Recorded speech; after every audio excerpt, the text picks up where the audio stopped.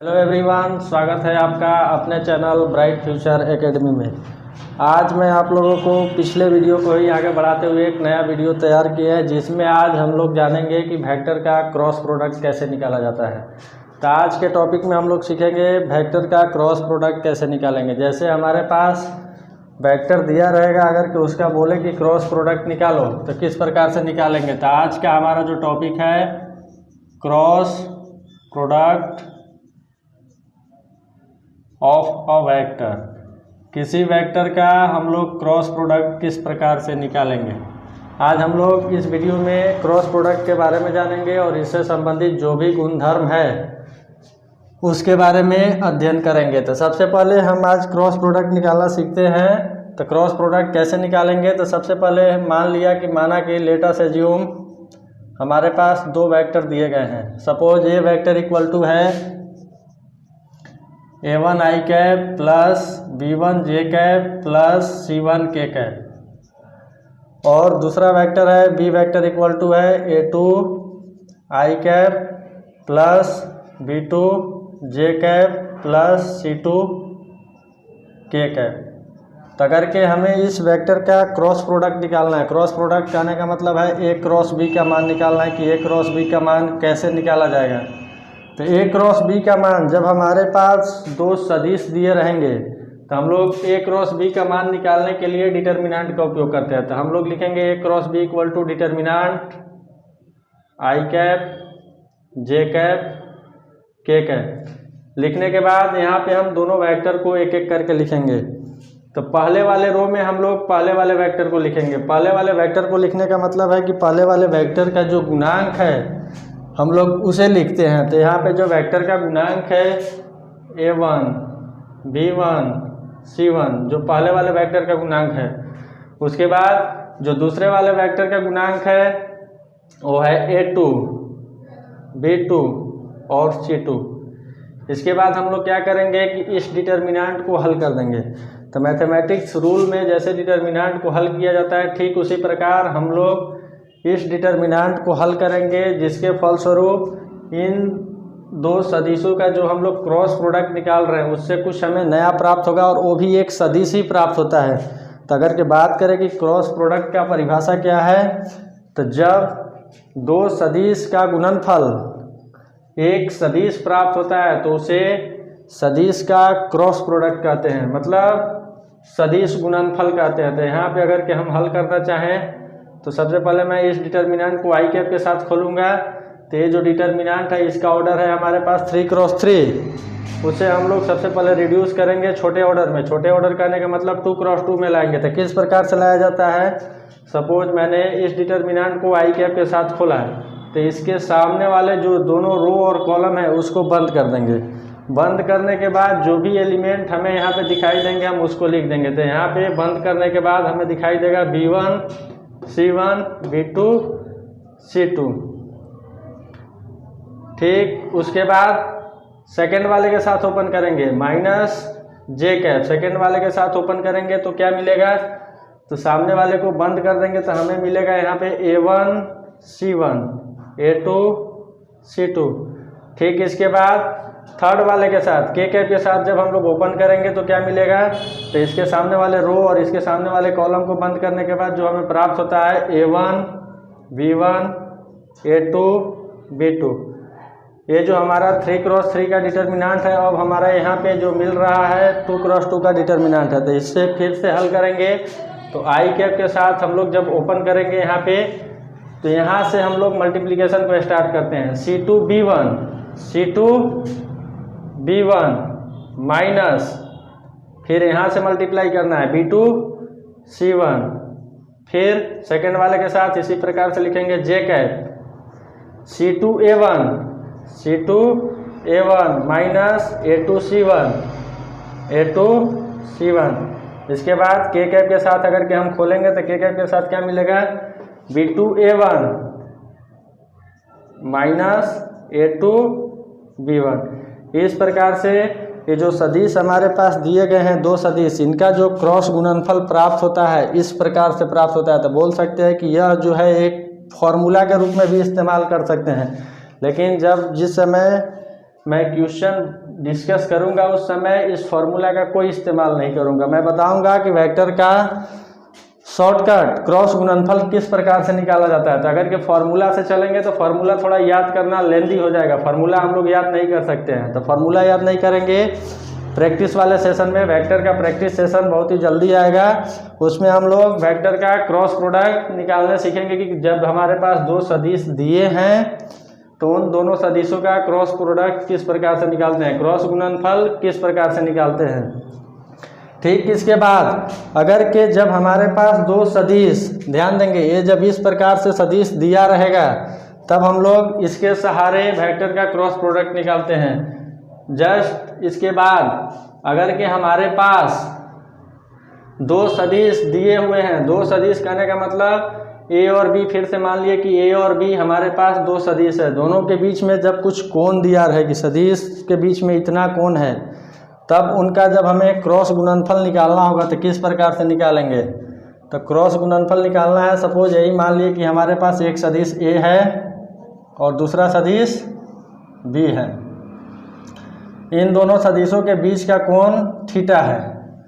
अब अगर कि हमें बोले कि इसका हम लोग क्रॉस गुणनफल कैसे निकालेंगे, तो ध्यान देंगे ए क्रॉस बी के लिए जो फॉर्मूला का इस्तेमाल किया जाता है, mod A mod B sine theta into N cap, इस फॉर्मूला के सहारे हम लोग दो सदिश का क्रॉस गुणनफल निकालेंगे जब दो सदिश एक दूसरे से किसी एंगल पे उपस्थित रहेंगे। जहाँ यहाँ पे अगर के बात करें कि n cap, where n cap क्या है, तो यूनिट वेक्टर परपेंडिकुलर टू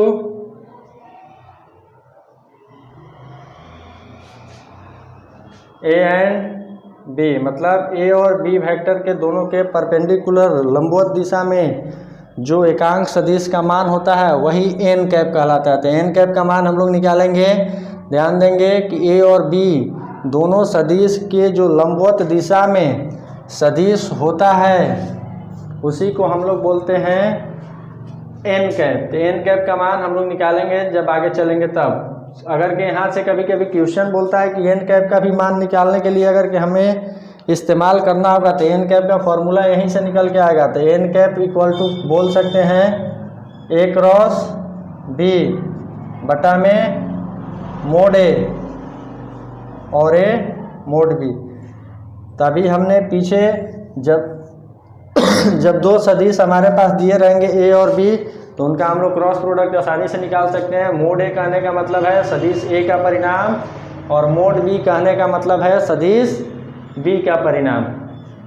तो इस फॉर्मूला के सहारे हम लोग ए क्रॉस बी का मान तब निकालेंगे जब दो सदिश एक दूसरे से किसी कोण पर उपस्थित हैं। और इसी में हम लोग अगर के क्वेश्चन में बोला गया कि एकांक सदिश का मान बताएं जो ए और बी दोनों के लंबवत दिशा में है, उसे निकालने के लिए हम लोग इस फॉर्मूला का इस्तेमाल करेंगे। N cap equal to a cross b upon mod a into mod b.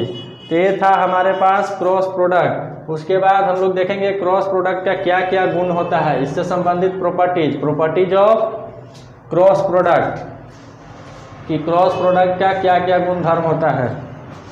तो प्रॉपर्टीज ऑफ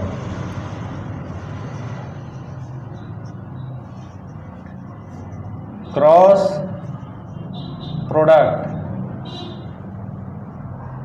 कि इसके क्या क्या गुणधर्म है। तो सबसे पहला गुणधर्म ए क्रॉस बी हमेशा माइनस बी क्रॉस ए के बराबर होता है। ध्यान देंगे जैसे हम लोगों ने डॉट प्रोडक्ट में देखा था कि ए डॉट बी हमेशा बी डॉट ए के बराबर होता है, लेकिन यहाँ पे ऐसा नहीं होता है।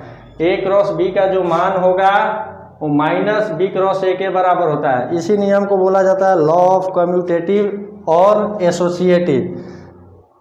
वेक्टर के क्रॉस गुणनफल के लिए लॉ ऑफ कम्यूटेटिव और एसोसिएटिव नियम यही है, A cross B equal to minus B cross A.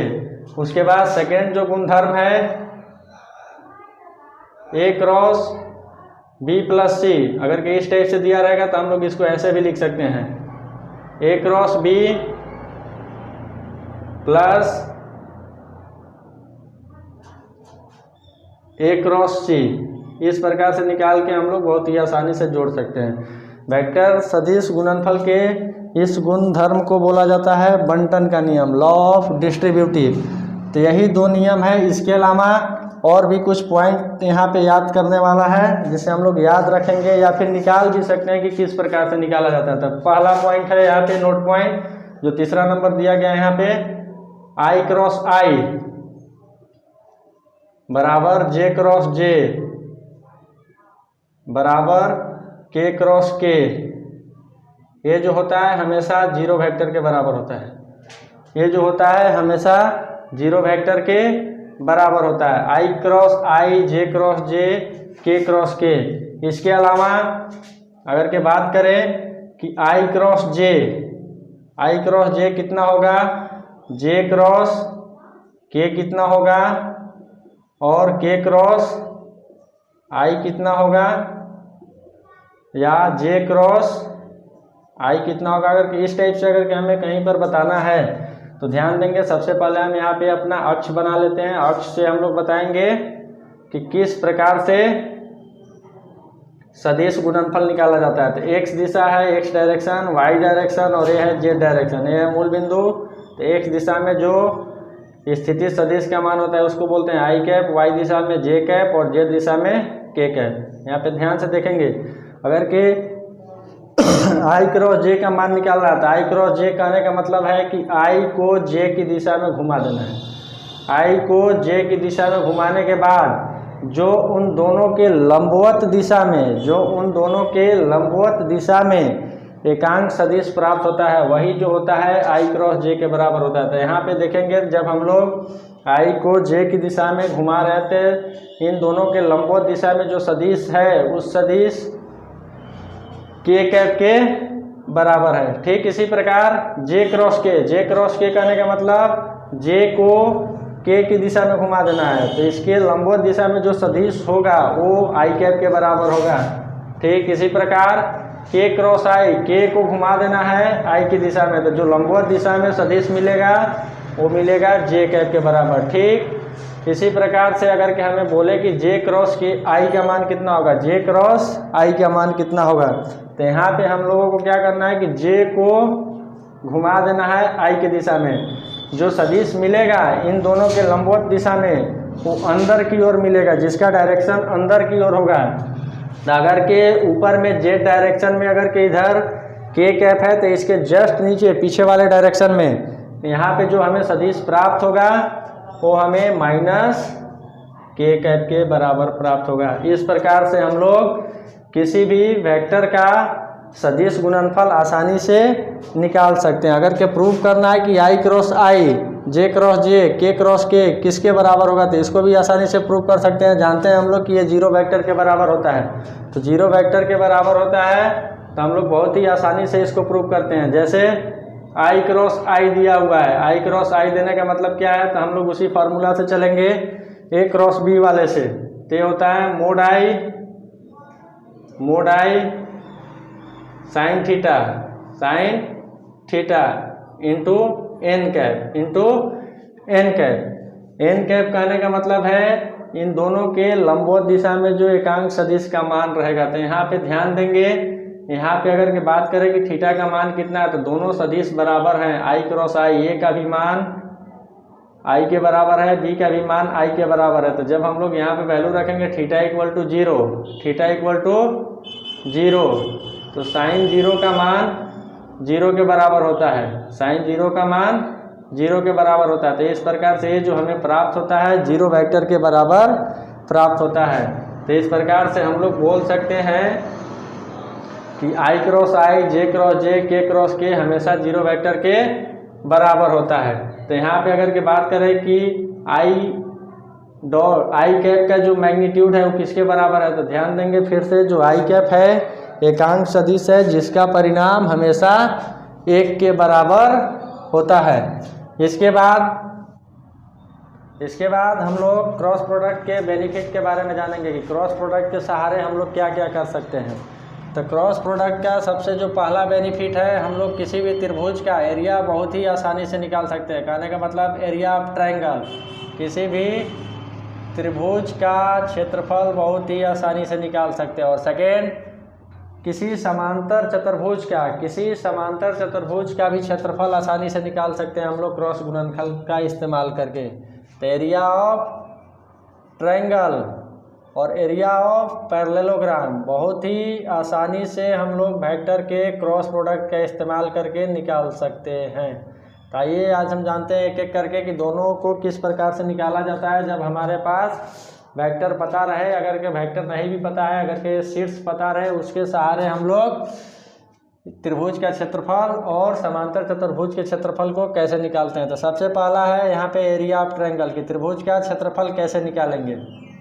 Area of triangle, area of triangle निकालने के लिए सबसे पहले हम लोग क्वेश्चन में देखेंगे कि क्या दिया गया है। अगर के क्वेश्चन में पहले से दो वेक्टर दिया हुआ है, दो वेक्टर कहने का मतलब कि किसी त्रिभुज की दो भुजा को अगर के क्वेश्चन में पहले से ही वेक्टर फॉर्म में दिया गया है कि भुजा ए बी इसके बराबर है, भुजा बी सी इसके बराबर है, तो उसके लिए हम लोग बहुत ही आसानी से निकाल सकते हैं। तो सपोज हमने मान लिया कि भुजा ए बी जो है ए वेक्टर के बराबर है और भुजा ए सी जो है बी वेक्टर के बराबर है। तो अगर कि हमें इस त्रिभुज का जो क्षेत्रफल निकालना है, क्षेत्रफल निकालेंगे, तो क्षेत्रफल निकालने के लिए हम लोग इस फार्मूला का इस्तेमाल करेंगे, area of triangle. Area of triangle करने का मतलब त्रिभुज का जो क्षेत्रफल होगा 1/2 ए क्रॉस बी के मोड के बराबर होगा। कहने का मतलब है कि जो भी सदिश दिया हुआ रहेगा, सबसे पहले हम लोग उसका क्रॉस गुणनफल निकालेंगे। क्रॉस गुणनफल निकालने के बाद उस सदिश का परिणाम निकालेंगे और उसका जब हम लोग आधा कर देंगे तो वही जो कहलाएगा त्रिभुज का क्षेत्रफल कहलाएगा। या फिर सेकंड स्थिति में अगर कि हमें किसी त्रिभुज का भुजा न दिया हो, त्रिभुज का शीर्ष दिया हो, जब शीर्ष दिया रहेगा अगर कि उस केस में हमें बताना है कि एरिया ऑफ ट्रायंगल का मान कितना होगा। सपोज हमने मान लिया कि प्रश्न में हमारे पास शीर्ष ए का निर्देशांक दिया है, शीर्ष बी का निर्देशांक दिया है और शीर्ष सी का निर्देशांक दिया है। इस प्रकार से हमें कोऑर्डिनेट दिया हुआ है। सपोज मान लिया कि है हमारे पास x1 y1, x2 y2 और यह है x3 y3। इस प्रकार से प्रश्न में अगर के शीर्ष दिया रहेगा तो इसके लिए अगर के बोले कि त्रिभुज का क्षेत्रफल कैसे निकालेंगे, तो त्रिभुज का क्षेत्रफल निकालने के लिए सबसे पहले यहाँ पे त्रिभुज के कोई भी दो भुजा निकालना पड़ेगा। ध्यान देंगे, दो भुजा निकालते समय दोनों भुजा का जो प्रारंभिक बिंदु है एक ही स्थान होना चाहिए। तो यहाँ पे सपोज मान लिया हमने त्रिभुज का दो भुजा ए बी और ए सी को निकाला, तो जो हमारे पास एरिया ऑफ ट्रायंगल प्राप्त होगा, एरिया ऑफ ट्रायंगल का मान मिलेगा, तो एरिया ऑफ ट्रायंगल जो होगा 1/2 ए बी क्रॉस ए सी के मोड के बराबर होगा। यही नहीं, अगर कि किसी ने यहाँ से अपना प्रारंभिक बिंदु लिया है कि हमने बिंदु बी से प्रारंभ किया है वेक्टर को, तो अगर कि यहाँ से हम जब भुजा लेंगे, इस बिंदु से जब दो भुजा लेंगे, तो यहाँ से जो त्रिभुज का क्षेत्रफल निकल के आएगा 1/2 बी ए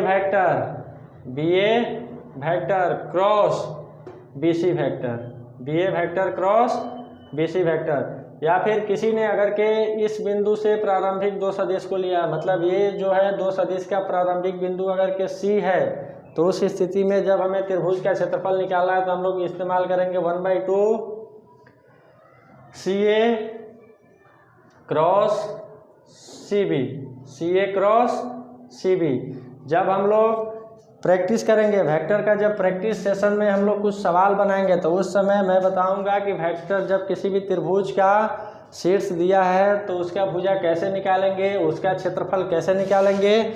वहाँ पे वेक्टर से संबंधित सारे प्रश्न बताए जाएंगे। जो प्रश्न बताए जाएंगे वो सारे प्रश्न किसी न किसी साल जैक बोर्ड एग्जाम में पूछे जा चुके होंगे। उसी सवाल को हम लोग अगले वीडियो में डिस्कस करेंगे जो वेक्टर पर ही आधारित होगा।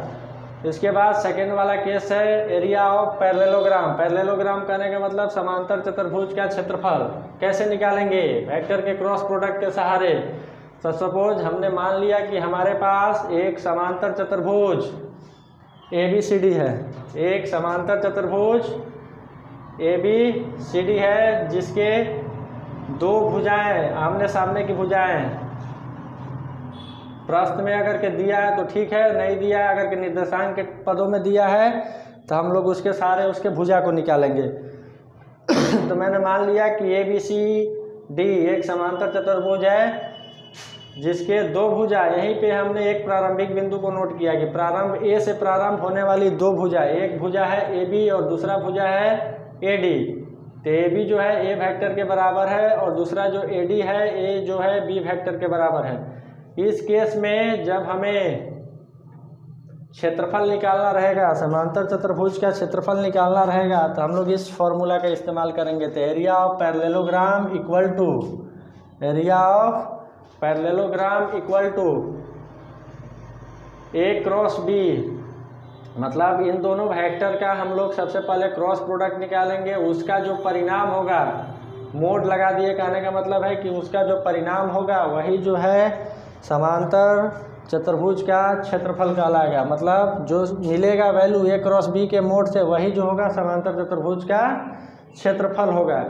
इसके बाद हम लोग जानते हैं एक और क्वेश्चन बार बार परीक्षा में बोला जाता है कि प्रोजेक्शन से सवाल उठता है कि सपोज एक वेक्टर हमारे पास दिया हुआ है, एक ही वेक्टर नहीं बल्कि दो वेक्टर दिए गए हैं। अगर के बोला कि इस वेक्टर का इसके ऊपर प्रक्षेप ज्ञात करें, जैसे अभी हम लोग समझेंगे कि प्रक्षेप कैसे निकालना है। तो जो हमारा अगला टॉपिक है projections of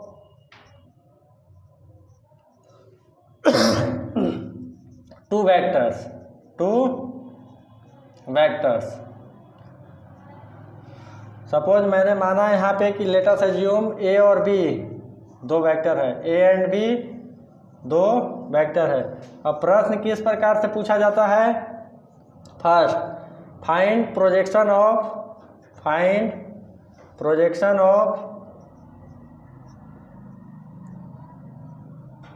A on B, मतलब सदिश A का B के ऊपर प्रक्षेप ज्ञात करें। सदिश A का B के ऊपर जब हमें प्रक्षेप निकालना होगा तब हम लोग क्या करेंगे, देखते हैं। यहाँ पे सपोज हमने मान लिया कि एक सदिश हमारे पास है A और A है जो दूसरा सदिश है B। दोनों सदिश एक दूसरे से किसी कोण थीटा पर उपस्थित है। जब हमें निकालना रहेगा कि projection of vector A on B, projection of vector A on B, तो इस स्थिति में हम लोग क्या करेंगे, A डॉट B बटा में मोड B, इस फार्मूला के सहारे हम लोग प्रोजेक्शन को निकाल सकते हैं। ये जो फार्मूला है projections of vector A on B, मतलब सदिश A का B के ऊपर प्रक्षेप निकालने के लिए इस्तेमाल करेंगे। प्रक्षेप कहने का मतलब है कि जब हम लोग सदिश A को B की दिशा में देखते हैं तो उसका परिणाम कितना होगा, वही जो है प्रक्षेप कहलाता है। तो प्रक्षेप निकालने के लिए इस फार्मूला का इस्तेमाल करेंगे। इसके अलावा अगर हमसे पूछा गया कि find projection of B on A, तब हम लोग क्या करेंगे, B डॉट A बटा में मोड A।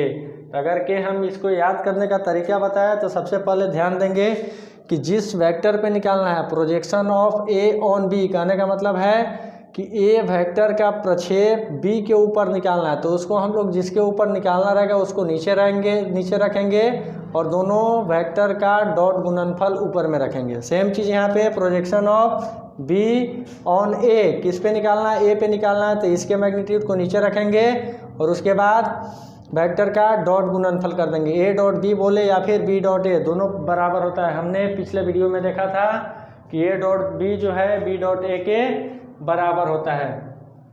तो इसके सहारे हम लोग किसी भी वेक्टर का, एक वेक्टर का दूसरे वेक्टर के ऊपर प्रोजेक्शन बहुत ही आसानी से बता सकते हैं इन दोनों फार्मूला के सहारे।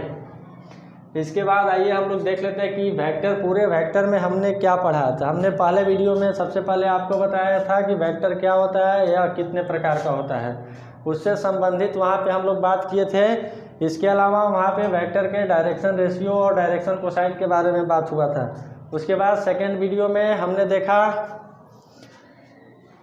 थर्ड वीडियो में देखा वेक्टर ऑपरेशन कि वेक्टर के साथ हम लोग क्या क्या कर सकते हैं, वेक्टर के साथ हम लोग क्या क्या कर सकते हैं। तो वेक्टर ऑपरेशन में सबसे पहला देखा है एडिशन, सेकेंड सब्ट्रैक्शन और थर्ड मल्टीप्लिकेशन। तो मल्टीप्लिकेशन में भी दो पार्ट, एक डॉट प्रोडक्ट और सेकेंड क्रॉस प्रोडक्ट। तो डॉट प्रोडक्ट के बारे में देखा, डॉट प्रोडक्ट का क्या क्या गुण होता है, उसके सहारे हम लोग किन किन बातों को जाने। वहाँ पे हमने उसका गुणधर्म भी बताया कि क्या क्या गुणधर्म होता है, उसमें कौन कौन सा फॉर्मूला इस्तेमाल होता है जिसके सहारे हम लोग प्रश्न को आसानी से बना सकते हैं। उसके बाद आज मैंने देखा क्रॉस प्रोडक्ट के बारे में कि वेक्टर, जब हमारे पास दो वेक्टर दिए हैं तो उनका हम लोग क्रॉस प्रोडक्ट किस प्रकार से निकालेंगे।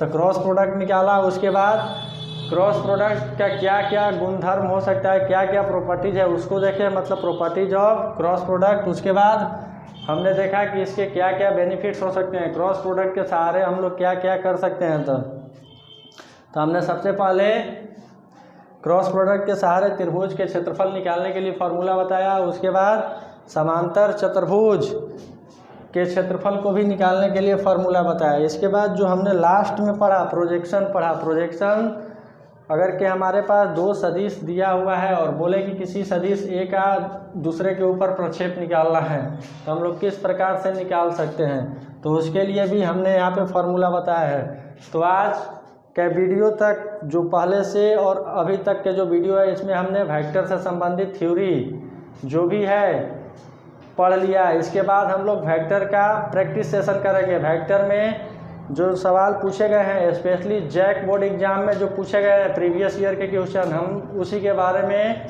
अपने अगले वीडियो में डिस्कस करेंगे। तब तक के लिए बने रहिए हमारे चैनल ब्राइट फ्यूचर एकेडमी में। धन्यवाद।